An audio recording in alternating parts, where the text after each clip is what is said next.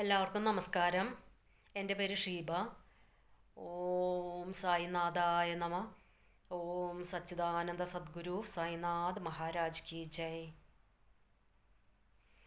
Sai സച്ചരിതം chapter 40.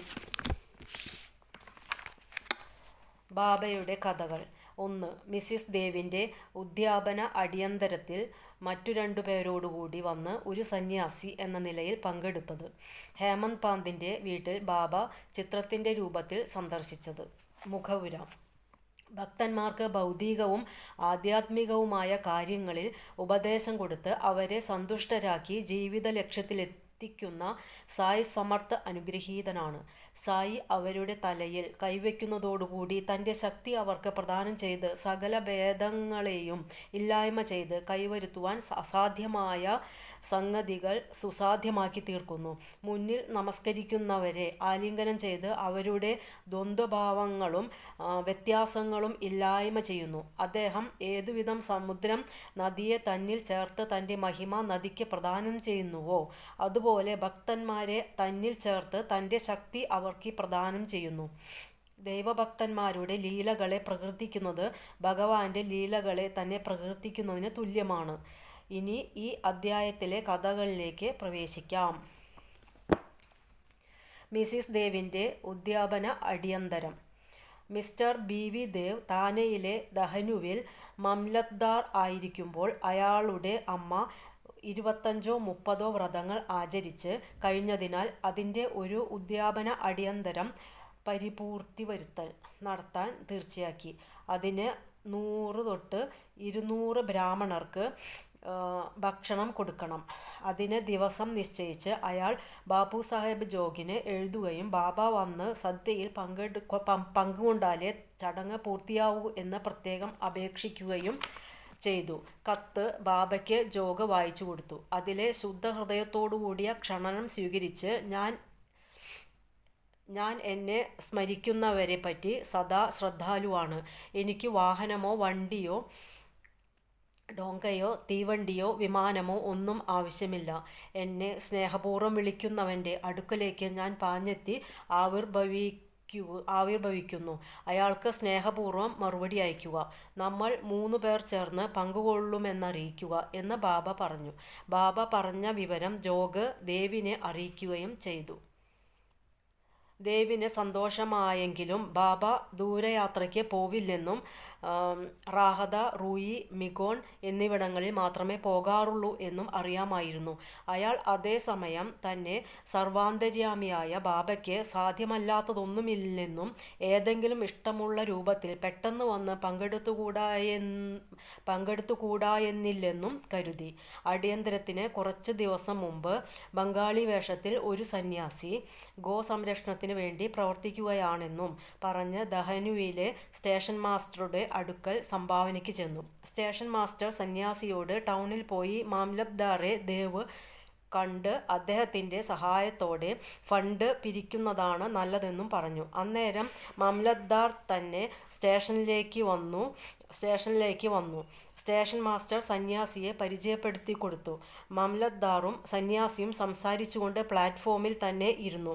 മാംലത്ദാർ അപ്പോൾ അവിടുത്തെ പ്രധാന പൗരനായ റാവു സാഹിബ് നരോത്തം ഷെട്ടി ഒരു സംഭാവന പിരിവ് തുടങ്ങിയിട്ടുണ്ടെന്നും ഉടനെ മറ്റൊരു പിരിവ് കൊണ്ട് ഗുണമുണ്ടാവില്ലെന്നും അതുകൊണ്ട് 2-4 മാസങ്ങൾക്കു ശേഷം വരുന്നതാണ് നല്ലതെന്നും പറഞ്ഞു. ഇതുകേട്ട് സന്യാസി സ്ഥലം വിടുകയും ചെയ്തു. സുമാർ 1 മാസം കഴിയുന്നതിന് മുമ്പായി ഒരു ദിവസം സന്യാസി ഒരു ഡോങ്കയിൽ വന്ന് രാവിലെ 10 മണിയോടുകൂടി മിസ്റ്റർ ദേവിൻ്റെ വീടിന് മുന്നിൽ ഇറങ്ങി. ദേവ് അദ്ദേഹം സംഭാവനയ്ക്ക് വന്നതായിരിക്കുമെന്നാണ് ധരിച്ചത്. അടിയന്തരത്തിൻ്റെ ഒരുക്കങ്ങൾ കണ്ട് സന്യാസി താൻ സംഭാവനയ്ക്ക് വന്നതല്ലെന്നും ഭക്ഷണത്തിനാണ് വന്നതെന്നും പറഞ്ഞു. ദേവ് അത് കേട്ട്, ശരി, വളരെ സന്തോഷം, നിങ്ങൾക്ക് സ്വാഗതം, വീടു തന്നെ നിങ്ങളുടേതുപോലെ കരുതുക എന്ന് പറഞ്ഞു. അപ്പോൾ സന്യാസി, എൻ്റെ കൂടെ 2 പയ്യന്മാരുണ്ട് ദേവ്, എന്നാൽ അവരെയും കൂട്ടി വരൂ എന്ന് പറഞ്ഞു. പിന്നെയും ഊണിന് 2 മണിക്കൂർ താമസമുള്ളതുകൊണ്ട് എവിടെയാണ് അയാളെ അയപ്പിച്ച് വിളിക്കേണ്ടതെന്ന് ദേവ് ചോദിച്ചു. അത്യാവശ്യമില്ലെന്നും നിശ്ചിത സമയത്ത് താൻ തന്നെ വന്നുകൊള്ളാമെന്നും സന്യാസി പറഞ്ഞു. കൃത്യം 12 മണിക്ക് 3 പേരും കൂടെ വന്ന് ഭക്ഷണത്തിൽ പങ്കുകൊണ്ട് പോവുകയും ചെയ്തു. അടിയന്തരം കഴിഞ്ഞ ദേവ് ബാബു സാഹിബ് ജോഗിനെ ബാബ വാക്കുപാലിച്ചില്ലെന്നും പറഞ്ഞ് ഒരു കത്തയച്ചു. ജോഗ കത്തുമായി ബാബയുടെ അടുക്കൽ പോയി. അത് തുറക്കുന്നതിന് മുമ്പായി ബാബ, അവൻ പറയുന്നത് ഞാൻ ചെല്ലാമെന്ന് വാഗ്ദത്തം ചെയ്ത് പോയില്ലെന്നാണ്. ഞാൻ വേറെ രണ്ടുപേരോടും കൂടി സദ്യയിൽ പങ്കുകൊണ്ടു എന്നവനെ അറിയിക്കുക. പക്ഷേ അവൻ എന്നെ തിരിച്ചറിഞ്ഞില്ല. പിന്നെ എന്തിനെന്നെ വിളിച്ചു? സന്യാസി സംഭാവനയ്ക്ക് വന്നതാണെന്ന് അവൻ ധരിച്ചതെന്ന് പറയുക. അന്നേരം അവൻ്റെ സംശയം തീർത്ത് വേറെ രണ്ടുപേരെയും കൂട്ടി വരുമെന്ന് പറഞ്ഞില്ലേ? അങ്ങനെ 3 പേർ വന്നു. സദ്യയിൽ പങ്കുകൊണ്ടില്ലേ? നോക്കൂ, വാക്കുപാലിക്കാൻ വേണ്ടി ഞാൻ ജീവൻ തന്നെ ബലികഴിക്കും. ഞാൻ ഒരിക്കലും എൻ്റെ വാക്കുകൾ തെറ്റിക്കില്ല എന്ന് പറഞ്ഞു. ഈ വാക്കുകൾ കേട്ട് സന്തുഷ്ടനായ ജോഗ് വിവരം ദേവിനെ അറിയിച്ചു. ആ കത്ത് വായിച്ച ഉടനെ അയാൾ സന്തോഷാശ്രുക്കൾ പൊഴിക്കുകയും ബാബയെ പഴിച്ചതിന് മനസ്സാ തന്നെത്താൻ ശപിക്കുകയും ചെയ്തു.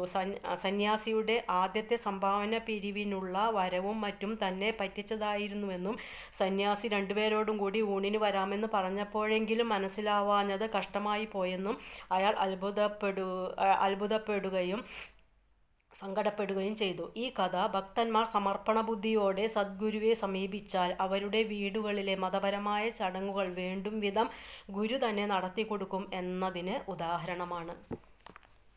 ഹേമന്ത് പാന്തിൻ്റെ സദ്യ. ബാബ അദ്ദേഹത്തിൻ്റെ ഒരു ചിത്രത്തിൻ്റെ രൂപത്തിൽ പ്രത്യക്ഷപ്പെട്ട് ഭക്തന്മാരുടെ ആഗ്രഹം സാധിപ്പിച്ചു കൊടുത്ത കഥ പറയാം. 1917 ഒരു വെളുത്ത വാവു ദിവസം രാവിലെ ഹേമന്ത് പാന്തിന് ഒരു ദർശനമുണ്ടായി. ബാബ നല്ല നിലയിൽ വസ്ത്രങ്ങൾ ധരിച്ച് ഒരു സന്യാസിയെ പോലെ വന്ന് അയാളെ ഉണർത്തി അന്ന് ഭക്ഷണത്തിന് വരുന്നതാണെന്ന് പറഞ്ഞതായിട്ടാണ് ദർശനം. ഉണർത്തലും സ്വപ്നത്തിൻ്റെ ഒരു ഭാഗമായിരുന്നു. നല്ലപോലെ ഉണർന്നപ്പോൾ സായിയോ സന്യാസിയോ ഇല്ല. നല്ലതായി ഓർമ്മിച്ചു നോക്കുമ്പോൾ സന്യാസി പറഞ്ഞ ഓരോ വാക്കും മനസ്സിൽ ദൃഢമായി തെളിഞ്ഞു. ബാബയുമായി 7 കൊല്ലത്തോളം അടുപ്പമുണ്ടായിരുന്നിട്ടും സദാസമയം ബാബയെ ധ്യാനിച്ചിരിക്കലുണ്ടായിട്ടും തൻ്റെ വീട്ടിൽ ബാബ ഭക്ഷണത്തിന് വരുമെന്ന് തീരെ പ്രതീക്ഷിച്ചിരുന്നില്ല. എന്തായാലും വളരെ സന്തോഷത്തോടുകൂടി അയാൾ ഭാര്യയോട് ചെന്ന് അന്ന് ഹോളി ദിവസമായിരുന്നതുകൊണ്ട് ഒരു സന്യാസി കൂടി ഭക്ഷണത്തിന് വരുമെന്നും കുറച്ചുകൂടി ചോറും മറ്റും തയ്യാറാക്കണമെന്നും പറഞ്ഞ് ഏൽപ്പിച്ചു. പിന്നീട് അവർക്ക് തെറ്റിദ്ധാരണയുണ്ടാവാതിരിക്കാൻ അയാൾക്കുണ്ടായ സ്വപ്നദർശനത്തിൻ്റെ വിവരവും പറഞ്ഞുകൊടുത്തു. അവർ ബാബ ഷിർദിയിൽ നിന്നും ബന്ദ്രയിൽ വരുമോ എന്നും സ്വാദിഷ്ടമായ ഭക്ഷണങ്ങൾ ഉപേക്ഷിച്ച് അവരുടെ സാധാരണ ചോറും കറിയും കഴിക്കാൻ വരുമോ എന്നും ശങ്കിച്ചു. അപ്പോൾ ഹേമന്ത് പാന്ത്, ബാബ അങ്ങനെയല്ല വരിക എന്നും ഏതെങ്കിലും അതിഥിയുടെ രൂപത്തിൽ അവിടെ ചെന്നു ഭക്ഷണത്തിൽ പങ്കുകൊള്ളുമെന്നും പറഞ്ഞു. ഏതായാലും അവർ കുറച്ചുകൂടി ചോറും കറികളും തയ്യാറാക്കാൻ നിശ്ചയിച്ചു. ഇതിനുശേഷം ഭക്ഷണം തയ്യാറാക്കുകയും ഉച്ചയോടുകൂടി എല്ലാം ഒരുക്കുകയും ചെയ്തു. ഹോളിക പൂജ കഴിഞ്ഞ് ഇലകൾ വെച്ച് അവയ്ക്കു ചുറ്റും രംഗോളി അടയാളങ്ങളും ഇട്ടു. 2 വരിയായി ഇല വെച്ചതിന് നടുക്ക് അതിഥിക്കു ഒരു ഇല വെച്ചു. കുടുംബാംഗങ്ങളെല്ലാം, അതായത് ആൺമക്കളും അവരുടെ മക്കളും പെൺമക്കളും അവരുടെ ഭർത്താക്കന്മാരും എല്ലാം അതാതു സ്ഥാനത്തിരുന്നു. വിഭവങ്ങളെല്ലാം വിളമ്പി. അപ്പോഴെല്ലാം അവർ അതിഥിയെ പ്രതീക്ഷിച്ചിരുന്നെങ്കിലും ആരും വന്നില്ല. ഉച്ചതിരിയാനും തുടങ്ങി. അപ്പോൾ വാതിലടച്ച് സാക്ഷിയിട്ട് അന്നശുദ്ധി, നെയ്യ് വിളമ്പി. അത് ഭക്ഷണം തുടങ്ങാനുള്ള അടയാളമാണ്. അഗ്നിക്ക് പൂജയും കൃഷ്ണന് നിവേദിക്കലും കഴിഞ്ഞു. വീട്ടുകാർ ഉണ്ണാൻ തുടങ്ങുമ്പോഴേക്കും കോണിപ്പടി കയറുന്ന ചവിട്ടടി വ്യക്തമായി കേട്ടു. ഹേമന്ത് പാന്ത് പോയി വാതിൽ തുറന്നു നോക്കിയപ്പോൾ 2 പേർ വന്നിട്ടുണ്ട്. ഒരാൾ ആലി മുഹമ്മദും രണ്ടാമത്തെ ആൾ മൗലാന ഇസാമും മുജാവറുമാണ്. അവർ വീട്ടുകാർ ഭക്ഷണത്തിനിരിക്കുകയാണെന്ന് കണ്ട് ഹേമന്ത് പാന്തിനോട് അവർ ഇടയ്ക്ക് കയറി വന്നതിന് ക്ഷമ ചോദിച്ചു. അവർ, നിങ്ങൾ ഉണ്ണാനിരിക്കുന്നിടത്തു നിന്നാണല്ലോ എഴുന്നേറ്റ് വന്നത്. ബാക്കിയുള്ളവർ നിങ്ങളെ കാത്തിരിക്കുന്നു. അതുകൊണ്ട് ഇത് നിങ്ങൾക്കുള്ള സാധനമാണ്. ഇത് വാങ്ങിക്കൊള്ളൂ. അതിനെ സംബന്ധിച്ച് അതിശയകരമായ കഥ പിന്നീട് സൗകര്യം പോലെ പറയാം എന്ന് പറഞ്ഞ് കക്ഷത്തു നിന്ന് പഴയ ദിനപത്രത്തിൽ പൊതിഞ്ഞ ഒരു പാക്കറ്റ് മേശപ്പുറത്ത് വെച്ചു. ഹേമന്ത് പാന്ത് പൊതിയഴിച്ചു നോക്കിയപ്പോൾ അയാൾക്ക് വിസ്മയം തോന്നത്തക്കവണ്ണം ഒരു ഭംഗിയുള്ള ബാബയുടെ ഒരു വലിയ ചിത്രമായിരുന്നു അത്. അതുകണ്ട് സന്തുഷ്ടനായി രോമഹർഷം പൂണ്ട് കണ്ണീർ പൊഴിച്ചു. അയാൾ തലകുനിച്ച് ചിത്രത്തിലെ ബാബയുടെ പാദങ്ങളിൽ നമസ്കരിച്ചു. ബാബ ഈ ലീല കൊണ്ട് തന്നെ അനുഗ്രഹിച്ചതാണെന്നയാൾ പരിപൂർണമായി വിശ്വസിച്ചു. ജിജ്ഞാസ കൊണ്ട് അയാൾ അലി മുഹമ്മദിനോട് ഈ ചിത്രം എങ്ങനെ കിട്ടിയെന്ന് ചോദിച്ചു. അയാൾ അത് പീടികയിൽ നിന്ന് വാങ്ങിയതാണെന്നും വിവരങ്ങളെല്ലാം പിന്നീട് പറയാമെന്നും ബാക്കി പേർ കാത്തിരിക്കുന്നതുകൊണ്ട് അയാൾ ഉടനെ അവരോടും കൂടി ചേരണമെന്നും പറഞ്ഞു. ഹേമന്ത് പാന്ത് നന്ദി പറഞ്ഞ് അവരെ യാത്രയയച്ച് ഉണ്ണാനിരിക്കുന്ന സ്ഥലത്തേക്ക് ചെന്നു. അതിഥിക്കായി കരുതിവച്ച സ്ഥാനത്ത് ചിത്രം വെച്ച് എല്ലാ വിഭവങ്ങളും നിവേദിച്ച് അവരെല്ലാവരും ഭക്ഷണം കഴിച്ചു.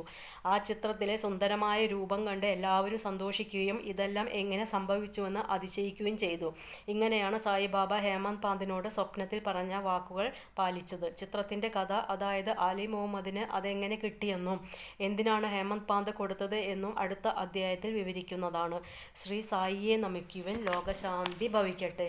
ഓം സായിനാഥായ നമഃ. ഓം സച്ചിദാനന്ദ സദ്ഗുരു സായിനാഥ് മഹാരാജ് കി ജയ്.